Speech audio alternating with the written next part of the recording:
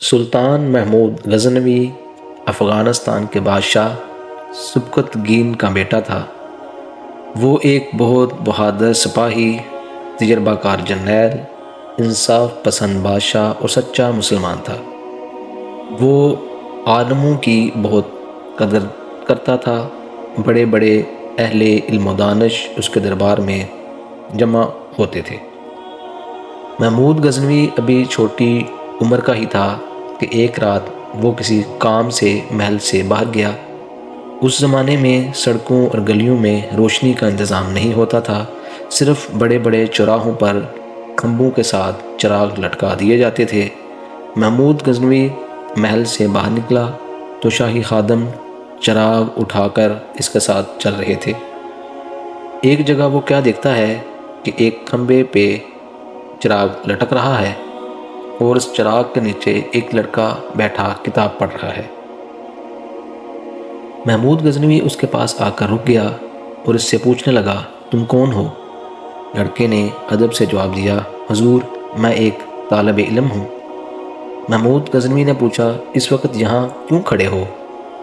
لڑکے نے جواب دیا، حضور میرے ماں باپ بہت غریب ہیں، میرے لیے چراغ کا خرچ برداشت نہیں کر سکتے، اس لیے میں یہاں آ جاتا ہوں اور سرکاری چراغ کے نیچے کھڑے ہو کر سبق یاد کر لیتا ہوں۔ محمود غزنوی یہ سن کر اپنے ایک خادم کی طرف دیکھا اور اس سے کہا، تم اس لڑکے کے ساتھ جاؤ اور یہ چراغ اور 1 سال کے لیے تیل کا خرچ اس کے گھر دے آؤ۔ خادم چراغ لے کر لڑکے کے ساتھ اس کے گھر گیا اور چراغ اور اس کے ساتھ 1 سال کے لیے تیل کا خرچ دے آیا۔ اس رات جب بستر پر محمود غزنوی لیٹا تو اسے خواب میں ایک بزرگ نظر آئے۔ انہوں نے محمود غزنوی سے فرمایا، محمود تم نے ایک غریب طالب علم کے گھر میں جس طرح علم کی شمع روشن کی ہے، اللہ تعالیٰ اسی طرح تمہارا نام روشن کرے گا۔ چنانچہ جب محمود غزنوی بادشاہ ہوا، اس نے ہندوستان پر 17 حملے کیے اور یہاں اسلام کا بول بالا کیا۔ اسی وجہ سے مسلمان اسے غازی اور مجاہد سمجھتے ہیں اور اسلام کی تاریخ میں اس کا نام شمع کی طرح روشن ہے۔